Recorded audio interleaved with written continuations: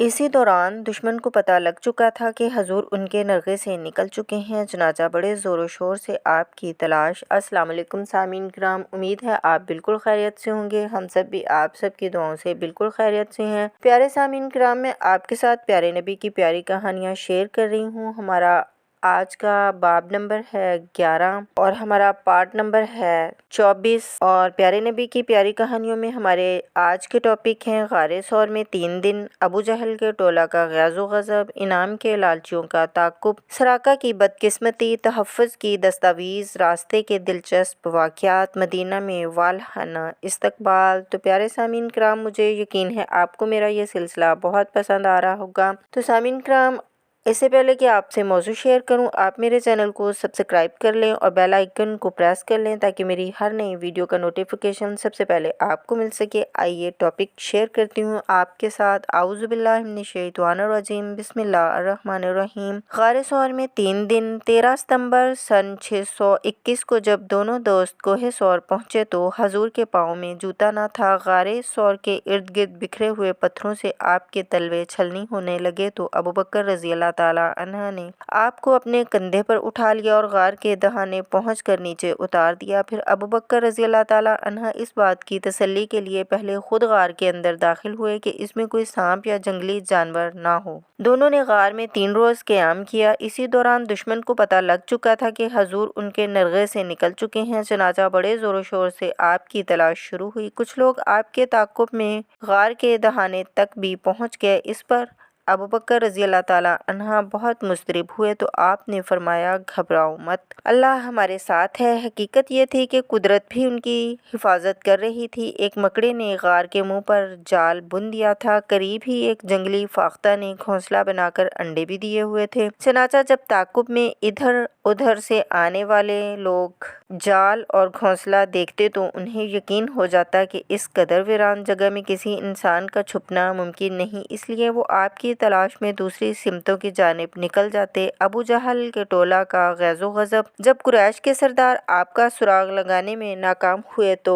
ان کے غیظ و غضب کی انتہا نہ رہی۔ انہوں نے آپ کی گرفتاری کے لیے 100 اونٹنیوں کے انعام کا فوراً اعلان کر دیا۔ بس پھر کیا تھا، انعام کے لالچ میں کئی ٹولیاں تیز رفتار گھوڑوں پر سوار ہو کر ہر سمت پھیل گئیں۔ ادھر ابو جہل چند غنڈوں کو لے کر سیدھا ابوبکر رضی اللہ تعالیٰ عنہ کے گھر جا پہنچا اور اسما سے اپنے والد کے بارے میں پوچھا۔ جب اسما نے لا علمی کا اظہار کیا تو ابو جہل سخت برہم ہوا۔ اس گنوار نے اسما کے منہ پر بڑے زور سے تھپڑ دے مارا۔ بیچاری بچی لڑکھڑا کر گر پڑی اور اس کی بالیاں اڑ کر دور جا گریں۔ یہ دیکھ کر غنڈے بھاگ کھڑے ہوئے۔ قریش کے معتد افراد اور ٹولے بڑی سرگرمی سے مسلسل 3 دن آپ کی تلاش کرتے رہے۔ چوتھے روز دشمن کا جوش و خروش قدرے ماند پڑتا دکھائی دیتا تھا، چنانچہ موقع غنیمت جان کر ابوبکر رضی اللہ تعالیٰ عنہ اپنے 2 اونٹ غار میں لے آئے جو انہوں نے کہیں اور رکھوائے ہوئے تھے۔ ایک اونٹ پر آپ سوار ہوئے، دوسرے پر ابوبکر رضی اللہ تعالیٰ عنہ اور ان کے پیچھے عامر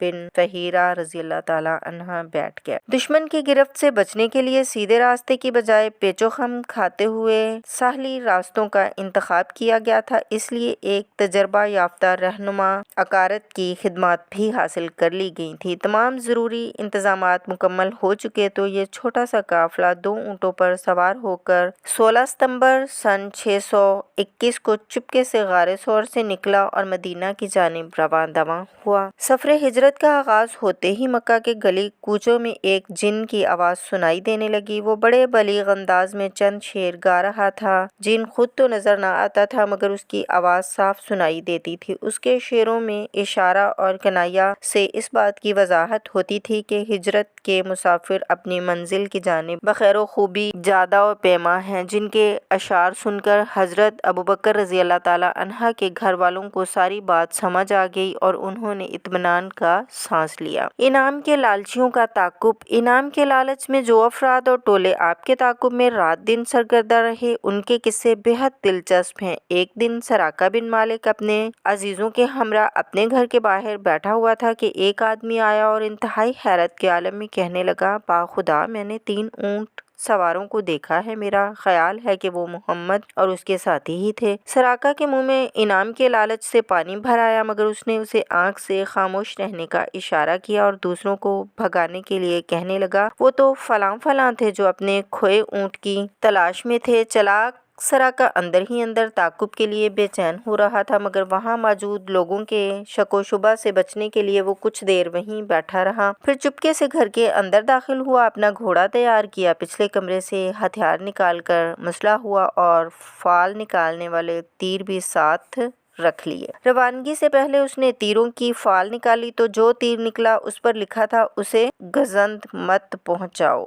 سراقہ کو یہ فال ناگوار گزری، فال دہرائی گئی تو دوسری بار بھی وہی تیر نکلا۔ سراقہ بہت مایوس ہوا، عربوں کے مروجہ دستور کے مطابق اسے تعاقب کا ارادہ فوراً ترک کر دینا چاہیے تھا، مگر 100 اونٹوں کے لالچ نے اسے اندھا کر دیا تھا۔ اس نے گھوڑے کو ایڑ لگائی اور ہوا سے باتیں کرنے لگا۔ سراقہ کی بدقسمتی، سراقہ کا تیز رفتار گھوڑا سرپٹ دوڑے جا رہا تھا، راستے میں گھوڑے کے پاؤں اچانک لڑکھڑائے اور وہ زمین پر آ رہا۔ اسے غیر معمولی بدشگونی تصور کرتے ہوئے اس نے پھر تیروں کی فال نکالی، اس مرتبہ پھر وہی تیر نکلا، اسے گزند مت پہنچاؤ۔ سراقہ انعام کے لالچ میں دیوانہ ہو چکا تھا، اس نے گھوڑا پھر سرپٹ دوڑایا، ابھی تھوڑی دور ہی گیا تھا کہ گھوڑے نے پھر ٹھوکر کھائی اور زمین پر آ گرا۔ سراقہ نے فوراً تیروں کی فال نکالی، نتیجہ پھر وہی نکلا، مگر سراقہ نے ہمت نہ ہاری اور پورے شدومت سے تعاقب جاری رکھا۔ تھوڑے وقفے کے بعد آخر اسے دور سے حضور کا چھوٹا سا اونٹ قافلہ نظر آ ہی گیا، اس کی باتیں کھل گئیں، اسے یوں محسوس ہوا جیسے کھیل ختم ہو گیا ہو۔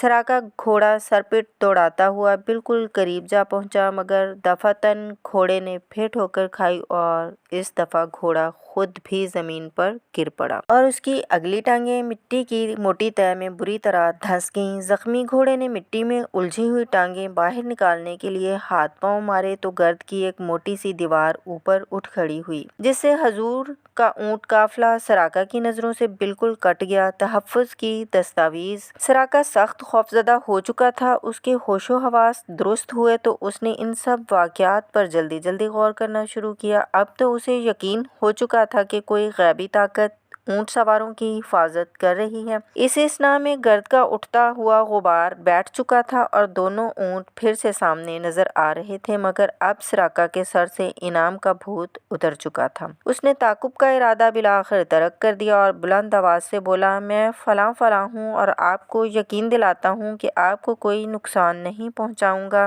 حضور صلی اللہ علیہ وآلہ وسلم نے ابوبکر رضی اللہ تعالیٰ عنہ سے کہا، اسے پوچھو آخر کیا چاہتا ہے۔ اس پر سراقہ بولا، مجھے تحفظ کی ایک دستاویز چاہیے جو آپ اور میرے درمیان طے ہو۔ حضور نے ابوبکر رضی اللہ تعالیٰ عنہ سے کہا کہ اسے یہ تحریر دے دو۔